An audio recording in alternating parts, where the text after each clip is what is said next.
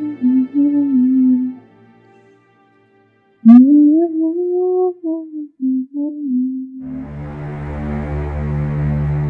सब क्या है ज़रा? नीचे सब तुम्हारा इंतजार कर रहे हैं। अब खालू जान और खाला ने वापस भी जाना है। शमसा दरवाजा बजा बजा कर वापस चली गई और तुम यहाँ मुसलसल फोन पर लगी हुई हो। आ रही हूँ मैं, क्या हो गया है?